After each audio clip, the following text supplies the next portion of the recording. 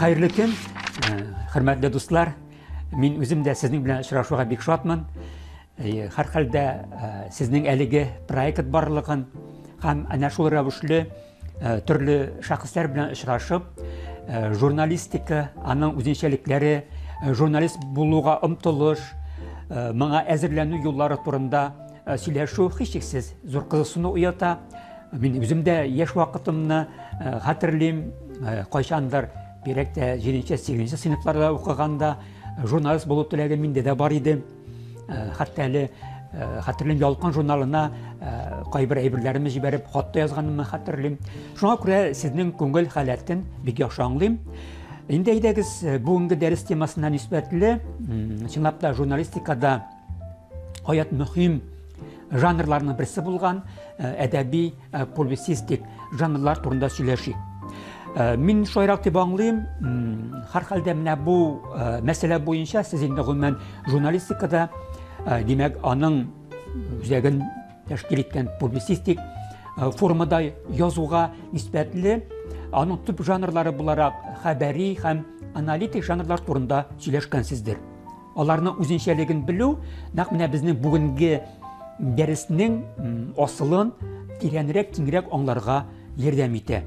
Tezgine iske çürüp gitsek, şu anlaw şu bizni aşıqraq etүү için demek haberi janr degende biz tegese bu fakt turunda maglumat jetkirүүne көзде tutsak, tüp fikri asılı deb aytабыз, isiminden көрінө бетинде haber etүү. Endi analitik janrlar degende biz naq mine gazeta jurnalda tegese bu faktqa, vaqiga, halga nispetli jurnalist bularak beye birebіз, belgili bir derecede analitik iş başkarabız. Yani bu vakiganın sebebi, anın neticesi hem başkalar turunda tanıştırıp, okuşunu şuşuna ezirleybiz de, okuşuda belgili bir fikirler de uyatabız. Indi aydagiz edebi publisistik janr. İqtibar etsek, anın tüp maksatı neden gıbiret desek, menimçe tulayım olganda ol jurnalistikanın tüp maksatı bilen koşulup gite. Demek biz bunda üç türlü birlikne göz aldına tutabız betinde. Ol автор, nindere busa bir fakt vakiga hem okuşu. Mine bu uçrakta min автор bularak eligi ninder vakiga fakt ise көрүнүш hal turunda okuşuğa nerse, nişik jetkirek etilim, şunda bizning maksatımız da başka buruşlarımızda kalkıp çığa. İqtibar tegiz tüp sırauğa tağın cevap bergençe edebi publisistik janr düşüncesi özü kuşma söz bularak iki sözden de uyuşkan biteli. Edebilik hem publisistiklik. Demek özünden özü bizim maksatımız şuşlarga toyana şundan kilip de çığa.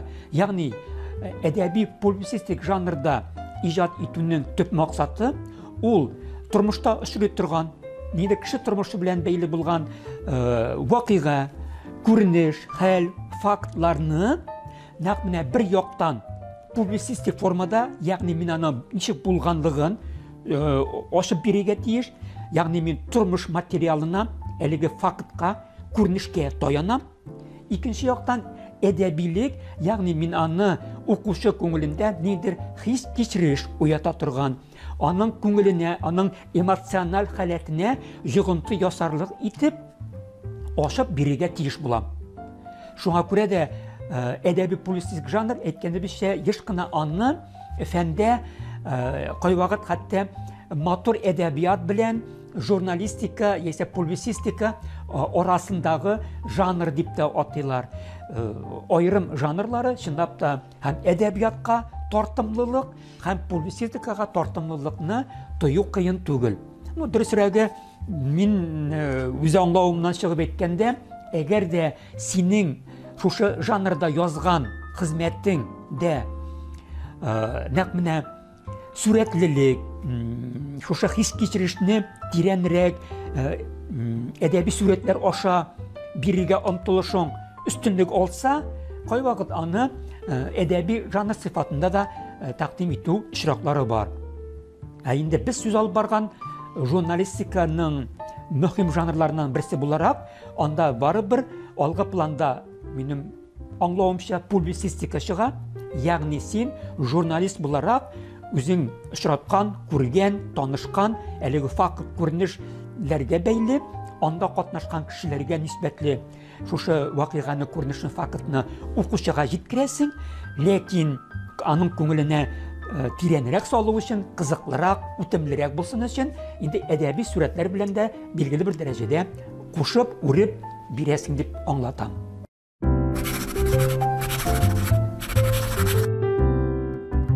Менә мин инде әлегә кадәр максатка нисбәтле сөйләү аңлатуымда күпмедер дәрәҗәдә әдәби публицистик жанр үзенчәлекләренә туктала да башладым. Шу дөресрәге әлеге максаттан чыгып, без аларны аерып та чыгара алабыз. Иң беренче, димәк, минем алда торган әлеге мин үзем катнашкан, күргән шушы факт, күренеш, вакыйга турында хәбәр итү. Ягъни мин әлеге фактка барыбер таянам. Мин аны нигез итеп алам. Икенчедән, ул фактны мин укучы күңелендә хис кичереш уятырлык, аның күңелендә урын алырлык, аны җәлеп итәрлек, кызыксыну уятырлык итеп бирергә тиеш. Димәк, монда минем эмоциональ халәтем, күңел халәтем чагылыш таба. Тагын берсе игътибар итегез. Менә автор, ягъни мин, я төшенчәсе, авторның мине үзе урын алырга тиеш, чагылыш табырга тиеш.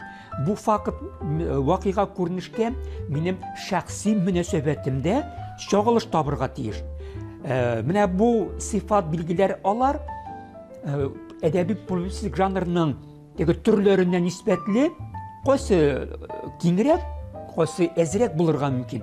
Ләкин әйткәнемчә, бу факт, вакыйга турында сөйләп бирү, монда укучы күңеленә әдәби сурәтләрне дә кушып, үреп, тәэсир итү, үзенең, авторның, мин язам икән, эмоциональ халәтемне, үземнең мөнәсәбәтемне дә белдерерлек итеп, шундый сүзләр куллану, шундый стильдә тәкъдим итү, һәм билгеле инде мөһим бер үзенчәлек буларак, минем язмам әле ул укучы белән билгеле бер дәрәҗәдә әңгәмә, диалог алып барырга да әзерләргә тиеш. Ягъни минем язманы укыганнан соң укучы туктале, менә шундый вакыйга, шундый факт, шундый күренеш булган. Менә автор аны шулай итеп язган, мин моның белән килешәм, мин моннан килешмәскә мөмкин. Шул вакытта синең күңелендә мин шушы диалогка чакыру, әңгәмәгә чакыруны да тоемлап язу, миңа калганда урын алырга тиеш.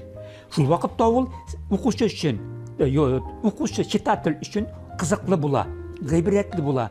Ул аны кызыксынып укый һәм кайвакыт үзе белән булган хәл, күренеш, факт турында туктале. Менә бу автор, бу журналист ничек кызык итеп язган. Нигә мин кичә минем белән, минем сыйныфташ дусларым белән, яисә безнең авылда, әнә теге йортта булган хәл, вакыйга белән, көтү кайтканда, көтү куганда булган хәл турында нигә мин шулай язып карамаска дигән теләктә туырга тиештер.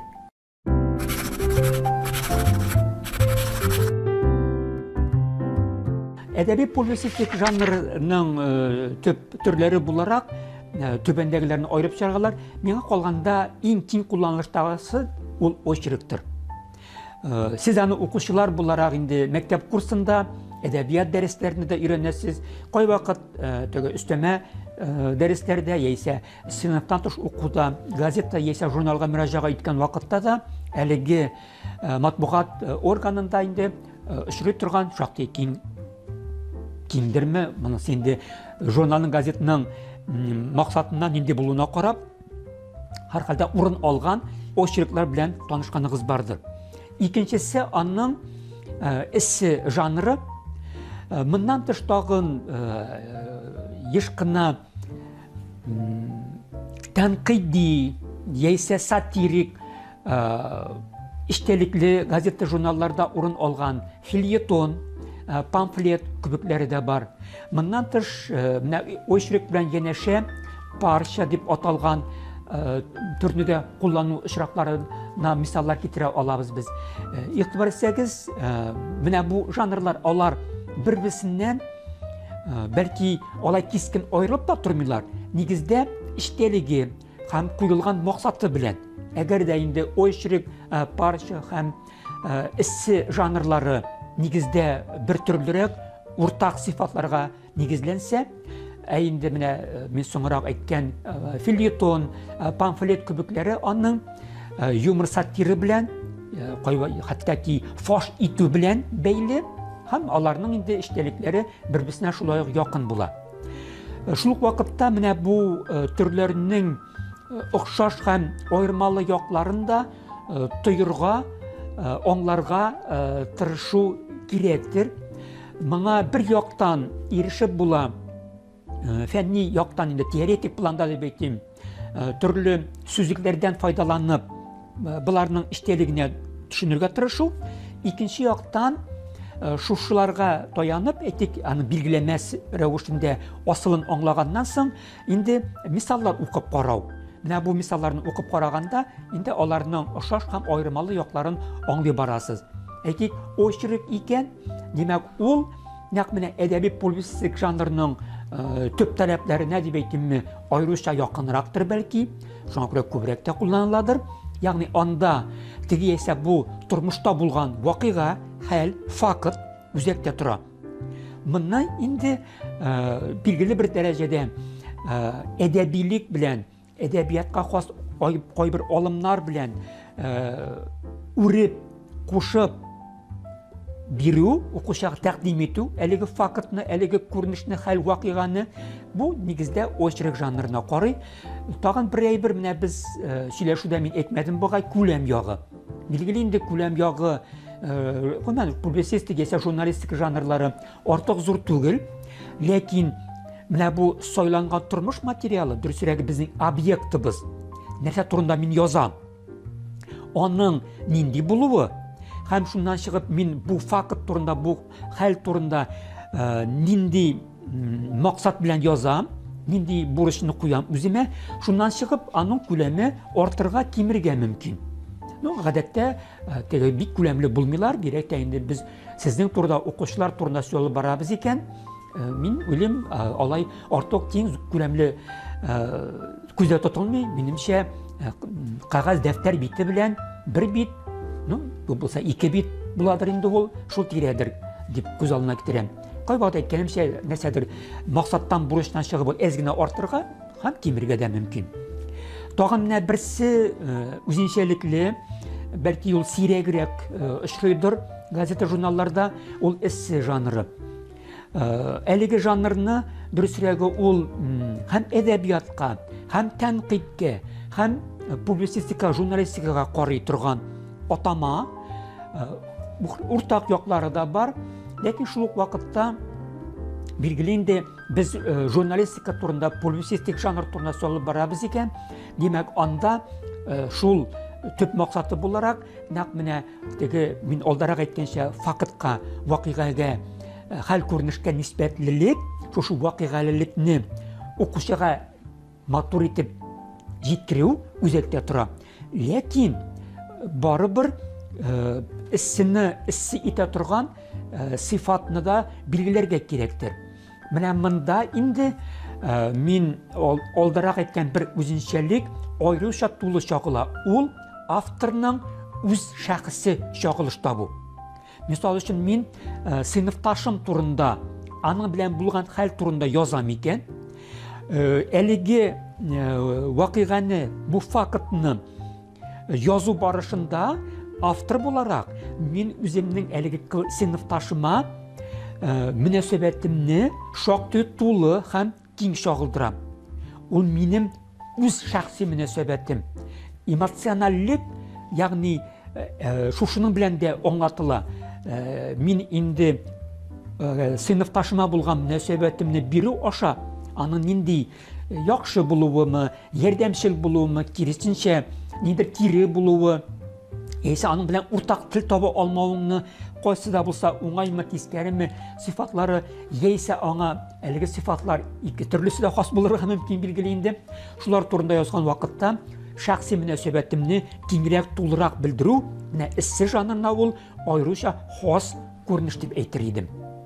Инде шулай ук киң кулланыла торган филетоннар, памфлетлар, филетон беләсез инде теге исә бу вакыйга уңайы белән бирәк тә кешеләрдә очрый торган аерым кемчелекләрне фаш итеп, алардан үз итеп көлеп язылу, күбрәк анда ирония, юмор урын ала. Мин инде укучылар язмасында теге усал сатирага барып чыгу бик очрамыйдыр дип уйлыйм. Миңа калганда мәктәп елларында юмор, ирония белән язу бик тә әйбәт, бик тә җиткән кебегрәк. Шул вакытта инде талантлы журналистлар билгеле усал сатира, көчле сатирага да мөрәҗәгать итерләр. Андый вакытта инде ул бирәк тә кешедән бигрәк тормышта очрый торган, яшәешебездә очрый торган иҗтимагый ямьсез күренешләрне фаш итү. Андый вакытта инде ул памфлетка үсеп әверелә.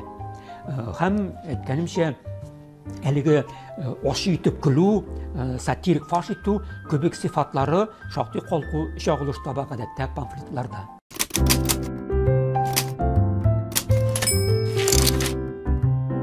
Ләйсән бик зур рәхмәт. Бик шәп сорау. Чөнки минем күңел халәтем белән бәйле. Сәхнә журналы белгәнебезчә, исеменнән күренгәнчә дөресрәге, ул татар эстрадасы һәм театр сәнгате чагылдыра. Минем әдәбиятчы буларак, әдәбият тарихын өйрәнүче буларак кызыксынган өлкәләрем төрле. Мин әдәбият тарихын өйрәнәм, борынгыдан бүгенгә кадәрге. Моннан әдәби тәнкыйть белән кызыксынам, үземдә тәнкыйть мәкаләләре шактый еш язам. Һәм билгеле инде булар арасында әдәбият тарихына нисбәтле мин драматургия мине кызыксындыра. Аңа ничек килүем башка сорау, әйтеп кенә киттем бер җөмлә белән генә. Минем кандидатлык диссертациям драма әсәрләрен мәктәптә өйрәнү үзенчәлекләре белән бәйле иде. Ягъни ул мәктәптә укыту мәсьәләләре. Беләсез инде драма әсәрләре күп түгел, ләкин алар укучы күңелендә тирән урын алып тора. Ул мәктәптә өйрәнгән драма әсәрен укучы гомере буе онытмый. Камалның беренче театрын бөтен укучы яттан белә. Бүләк эшенең банкротын яттан беләсез. Беләм мин аны.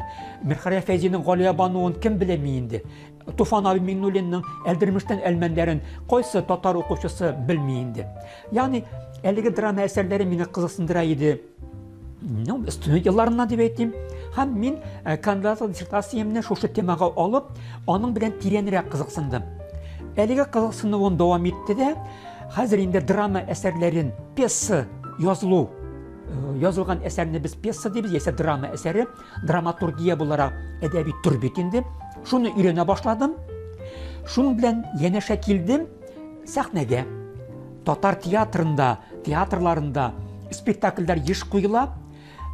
Кем ничек кенә әйтмәсен, минем иманым камил, яхшы спектакльнең нигезендә әйбәт пьеса ята.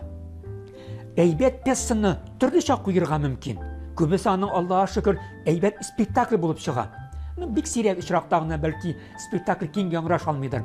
Ләкин пьеса начар була икән, нинди генә көчле режиссер булмасын, начар пьесадан миңа калганда яхшы спектакль ясап булмый.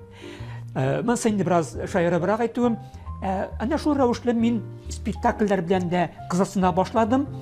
Хәтерлим әле, тагын бер сәбәп булды.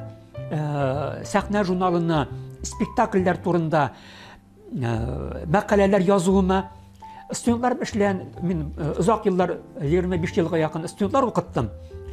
Һәм шул вакытта ничектер сүзара сүз чыгып, спектакльләр турында да, драма, пьесалар турында да инде билгеле дәрестә әңгәмә күтәрелә иде. Һәм менә спектакльнең яхшы булуы, яисә начар булуына мөнәсәбәтегезне ничек белдерәсез дип сорадылар. Хәтерлим мин шушы сорауны. Мин башта шаярып җавап бирдем. Мин әйткән, театр залыннан чыгабыз, спектакль карап, Һәм гадәттә бит инде хатыным белән барам спектакльгә, мин премьераларны калдырмаска тырышам. Калдырмыйм да күбек инде. Мин әйтәм, өйгә кайтып җиткәнче хатыным белән әңгәмә кору өчен спектакльнең тәэсире миңа җитә икән, димәк ул әйбәт. Әле алай гына түгел, икенче көнне иртә белән дә, чәй эчкәндә дә хатыным белән, кара әле кичәге спектакльдә бу герой бит булай дип әйтте. Нигә әсәр булды финал белән тәмамланды икән? Күбек сораулар биреп бер-беребезгә спектакль турында сөйләшүне дәвам итәбез икән. Билгеле әйбәт спектакль мин әйтәм. Әнә шулай итеп, уен көлке белән шаяру белән башланган сөйләшү, ахыр чиктә ул мине китерде спектакльдән туган фикерләремне кагазга төшерергә. Ягъни пьесага анализ биреп, пьеса турында тәнкыйть мәкаләсе язу бер әйбер. Хәзер монда инде әлеге пьеса бит ул автор әсәре. Анда автор фикере, карашлары киң урын алса, сәхнәгә куелдымы? Димәк, аңа автор карашы бер якта, икенче якта режиссерның аны ничек аңлавы һәм режиссерның сәхнәгә кую юлы, тәртибе. Без аны инде фәнни телдә режиссер концепциясе дип әйтәбез. Шул алга чыга. Моңа кушылып китә артист уены. Әле бит рәссам бар, әле ут бар, музыка бар. Карагыз сез, менә бөтенесе бергә кушылганда гына чын спектакль туа. Кайвакыт менә музыкасы гына күңелгә ятышлы булмый. Тәэсир итми була. Спектакль күңелгә тирән урын алмый. Киресенчә, сәхнәнең бизәлеше я артык бер төрле гади. Хоп, гади генә авылдагы кебек дип әйтсәм инде кыймада бер үй сүрәте, йорт сүрәте генә. Ул да тәэсир итмәскә мөмкин. Хәзерге заманча спектакльләрдә кайвакыт артык купшыланып китәләр. Берсе үстенә берсе әлеге сәхнәгә чыгарылган җиһазлар дип әйтим инде күбәеп китә. Кайвакыт кайсы нәрсәгә икәнлеген дә искә алмый оныта башлыйсың дигән кебек. Билгеле инде мин начаррак мисалларны китердем. Ягъни спектакль ул коллектив хезмәт. Моны бер вакытта онытмагыз. Алай булай язырга уйласагыз, сәхнә журналына берәр очерк. Моны да искә алыгыз дип әйтүем генә иде.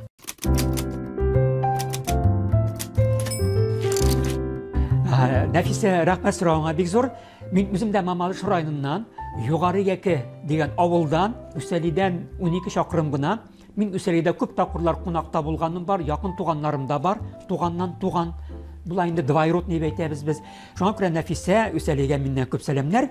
Инде синең соравың, мәктәп елларында беләсезме, нигездә мәкаләләр, менә шушы очерклар дип атарга кирәк, без аны мәкалә дип кенә атай иде. Әле жанрларга бүлеп карау юк иде. Мәктәпнең стена газетасы өчен яза идем. Мин класс командиры, аннан соң инде 8-дә, 9-да, 10-да укыганда комсомол секретары булдым. Бераз активрак идем инде, шуңа күрә әнә шундый класста, яисә сыйныф бүлмәсендә дәрәҗәле вазифаларында бирәләр иде дип әйтим. Бердән әйтергә ярамый икән инде. Бер әлегә кадәр оялып йөри торган бер фактны әйтим әле. Минем Ялкын журналына язып җибәргән ике әйберем булды. Берсе аның әйткәнемчә гомумән сыйныф тормышыннан, ул вакытта инде без класс дигән сүзне яза идек, куллана идек. Тормышына бәйле иде. Анысына мәгълүмат булмады. Йомшак булгандыр инде. Икенчесенә хат алдым журналдан. Шуңа бераз ялып йөрим хәзердә. Ләкин яшьлектер инде ул. Дөресрәге, мин укыганда, әле 7-8 сыйныфларда укыганда, безнең өйдә телевизор да юк иде. Тормыш авыр иде. Безнең гаиләдә шундыйрак шартларда булгандыр инде. Мин 10-да укыганда гына телевизорыбыз булды. Шактый карт кеше бит инде мин. Шуңа күрә кичләрен газета, журнал уку, китаплар уку шактый популяр иде. Теге укытучылар инде сезгә китап укыгыз дип әйткәнне инде сез барыгыз да, эй, абый, апа, ярар инде вагаз укымагыз инде дип кабул итәсез. Беләм мин аны. Менә мин дә яшь вакытымда китап укый дип әйтсәм, миңа калганда, миңа бурында ялганларга урын юк. Укымаган булса мин аны әйтмәс кенә идем. Ләкин шкафыбыз юк иде. Ләкин диваныбыз бар иде. Диван асты китап белән тула иде. тагын бер кызыклы бер китап укырга этәрә иде. Бездә мәктәптә укыганда һәр ширек сайын яхшы укучыларга кемнәр 4лек һәм 5легә укый, бүләк бирәләр иде. Ул бүләк нәрсә инде ул мәктәптә? Китап билгеле. Кайсы юка, кайсы калын иде. Һәм мин яхшы укыгач, күз аңлап китерегез, сез еллар дәвамында әле бит энекәш бар, апа бар. Аларда шактый әйбәт дип әйтим инде укыйлар иде, ударниклар яисә кайсы берсе инде отличникта булгандыр аерым ширекләрдә. Аларга да бүләк итәләр китаплар. Һәр ширек сайын булмаса да бар шактый җыела иде ул. Билгеле ул китаплар җыелып баралар. Әнә шул рәвешле үзеннән үзе кимәтле китап укыла иде. Инде Нәфисә сорауына тагын бер якынрак килсәм, менә кайбер күптә булмагандыр ул бәлки. Менә күңелемә шулай сеңеп калган ки, кыш көннәрендә, карлы буранлы көннәрдә телевизор булмаганда безгә күршеләр җыела иде. Әти төрле хәлләр сөйләргә ярата. Сугышта булган, сугыш хәлләре сөйли. Башка вакыйгаларда китап укырга яратканлыгын менә хәзер мин аны ачык аңлыйм. Ул әкиятләрдә сөйли иде. Бер вакыт ул миңа сөйләде әкият. Хәзер инде иштәлеге аз хәтеремдә калган. Шушы әкиятне мин үземнең әкиятем итеп яздым да, хәтеремдә калган Әтәш дип исем куштым. Һәм аны Ялкын журналына җибәрдем. Үземнеке дип бастырып чыга алмассыз микән дип. Ялкын журналыннан җавап килде. Хөрмәтле укучым, менә синең әкияттә яратуың бик әйбәт, аларны күбрәк укырга кирәк. Монысын күрәсең кемнәндер ишеткәнсеңдер инде дип язганнар миңа итагатьлеген әйтеп. Ләкин син язган әкият ул инде китапта басылып чыккан СССР халыклары әкияте дигән әкиятләре дигән җыентыкта урын алган. Син шул әкиятне кыскартып үз сүзләрең белән язып чыккансың бит дип әйттеләр. Мин кеше әкиятен үземнеке дип биреп маташканым. Аңладыгыз инде. Кем Нәфисә сорауына җавап бирдем. Әйткәнчә, әнә шундый минем журналистлык вазифам дип әйтимме, журналистлык хыялым дип әйтимме, шактый шикләнде әлеге алдашуыма нисбәтле. Ничек инде, менә хәзер кызарырга туры килә.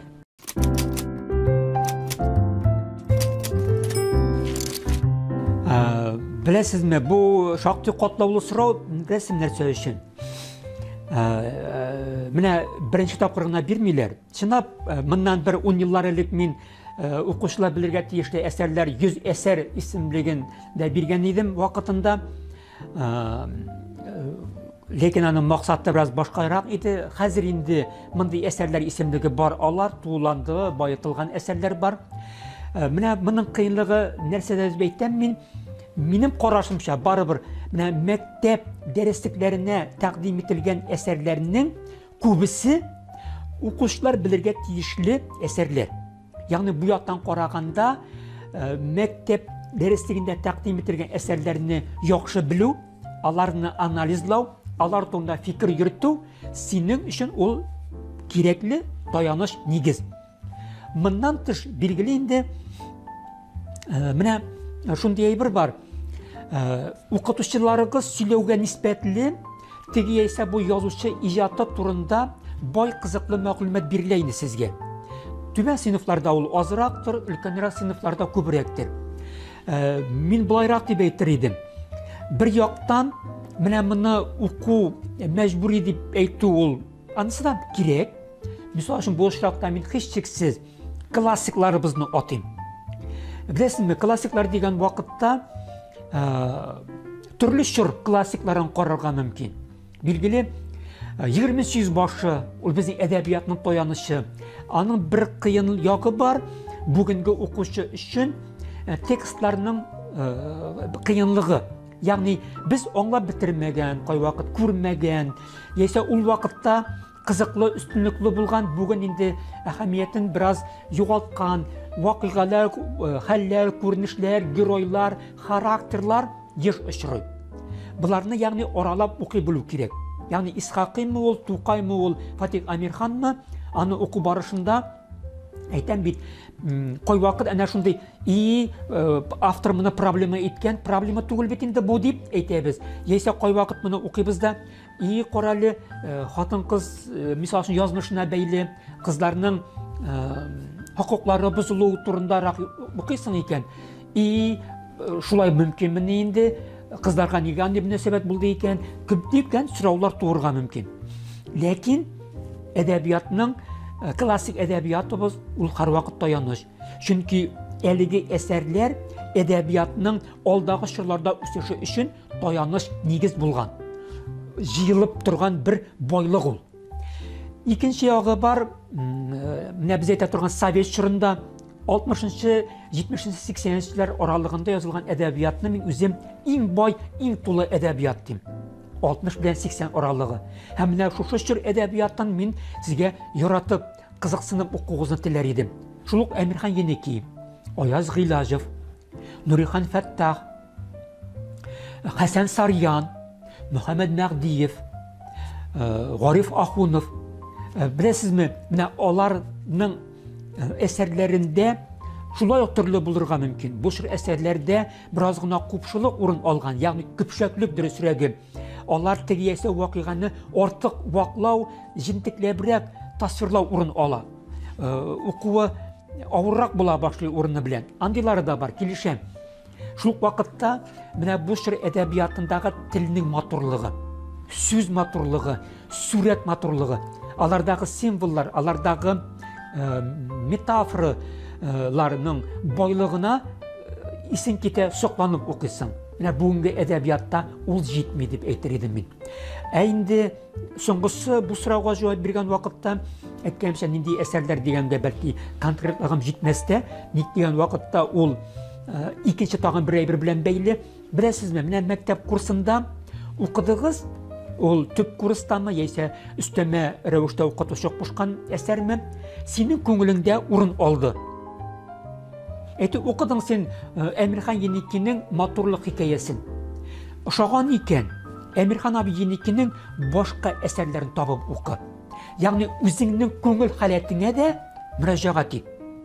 Сиңа ошаган икән, бүгенге автор Галимҗан Гыйльманов хикәясеме? Яисә Габдулхай Абиссабитов хикәясеме? Ошаган икән, икенче хикәясен, тагын бер повестьны табып укы. Ягъни син бу авторны үзеңнеке ит. Менә минем автор ул. Мин ул авторның телен яратам, аның сүрәттә үзенчәлеген яратам дигән әйбергә килсәң, демәк син әдәбиятны аңлый башлагансың. Һәм үлем андай авторларны син үзеңнеке итәсең, гомере буе аларны яклыйсың, саклыйсың. Шуңа күрә дә без еш кына менә өлкән яшьтәгеләр, укытучыларыгызмы, яисә журналистлармы, яисә минем кебек галим уламамы, еш кына шул ук әйтик 60-80 елларны әйтәбез икән, Әмирхан Еникиләрне, Аяз Гыйлаҗевларны әйтәбез, чөнки алар минем үз язучым булып киттеләр. Мин үземнең өемдә аларның китапларын тотам. Кай вакыт мин аны үземнең кызларыма укыйм. Фәнис абый Яруллин шигырьләрен менә кай вакыт шундый халәт була, менә өйдә телевизор карарга кызыклы әйбер юк, кем әйткәндәй, нәрсәдер хатын беләнме яисә башка кеше беләнме өйдә булган әби беләнме нинди сүз ялганып китми икән, туктале димдә бер шигырь укыйм әле сезгә дим, әлеге китаптан Фәнис абый Яруллинны алам да укыйм. Теләсә кайсы битеп ачып карагыз Фәнис Яруллинның шигырьләрен. Рәхәтләнеп укыйсың. Мин укуына түгел, тыңлаучы да тыңлый рәхәтләнеп, туктале шигырьдән тыңлыйсым килми минем дип сирәк була. Габгади әйбер. Менә бу беренче адымны ясаудан курыкмагыз. Ахыр чиктә әйткәнемчә, без инде бәлки әдәбият дөньясында яшәүчеләр китапка бәлки күбрәк мисне җәлеп итәмдер, башкача булдыра да алмыйм. Ләкин минем иманым камил. Китап укыган кешенең күңеле матуррак була, байрак була, теле матуррак була. Һәм ул кеше әлеге дуслар белән бергә җыелган вакытта һәрвакыт игътибар үзәгендә. Чөнки кызыксынып яшәгән кеше башкалар өчен әңгәмәдәш буларак кызыклы. Чөнки ул күбрәк белә. Мисаллар китереп сөйли башлыйсың икән, сине һәркем тыңлаячак. Әйдә сөйлә әле, әйдә әйт әле, син ничә уйлыйсың дигән сорауны бу кешегә сез бер-берегезгә күбрәк бирәчәксез.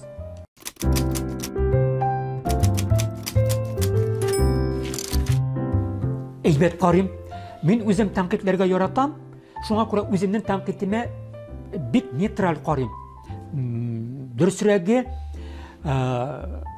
характерым шундый дип әйтәмсең, мин үземне башкаларда шулай диләр инде, сабыр кеше диләр. Тыйнак булырга тырышам, сабыр булырга тырышам. Шуңа күрә дә үземне тәнкыйтьләп язган язманы укыйм икән, башта аңларга тырышам, ни өчен, нәрсә, ничегрәк дип. Аннан соң, әгәр дә миңа язылган тәнкыйть дөрес икән, кабул итә алам. Бер ни тавышсыз, нисез, әйе шул дигәнне мин үземә булса да әйтәм. Инде гаделсез икән, кызганыч гадел түгел дим. Кайвакыт җавап бирмәскә дә мөмкин бу гаделсезлеккә каршы. Ләкин характерым шундый, мин таш белән атканга да аш белән ата беләм һәм атырга тырышам. Мин шуның белән әлеге миңа гаделсезлек күрсәткән кешенең җанына, рухына үземнең яхшылыгын белән тигергә телим. Алай тиеп буламы белмим, ләкин мин шулай. Әнә шундый сәйр характерда инде.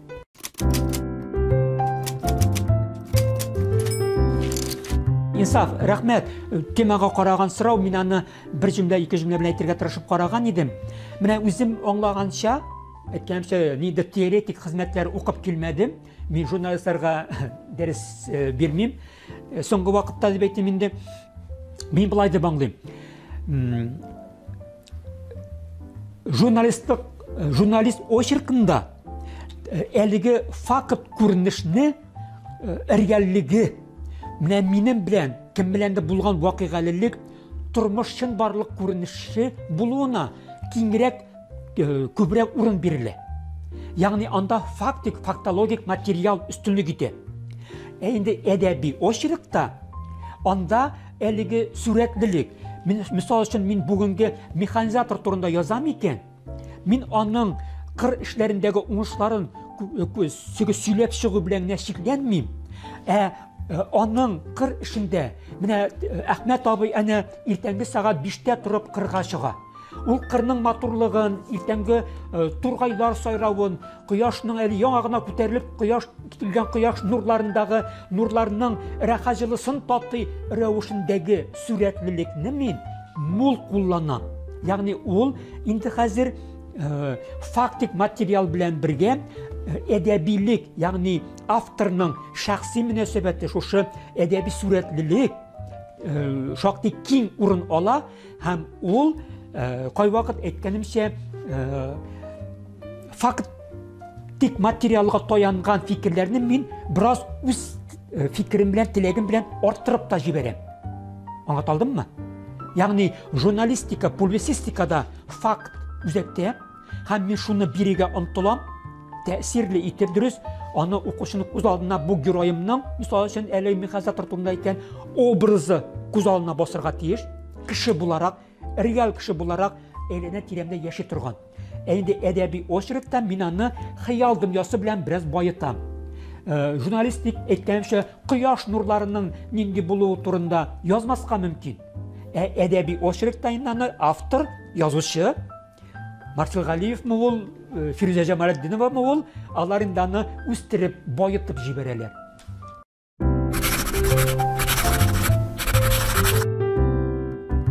Әдәби публицистик жанр кысасында без инде әйтеп киткән идек, аның иң актив жанрлары төрләре буларак очерк һәм эссе жанрында дип. Әйдәгез, икенчесе эссе дип аталганына мин киңрәктә тукталдым кебек, чөнки ул шәхси мөнәсәбәтне, һич кичериш халәтен, эмоциональлек белән дә күпме дәрәҗәдә языла торган язма. Әйдәгез, бер эссе язып киләбез. Аның темасы минем беренче укытучым.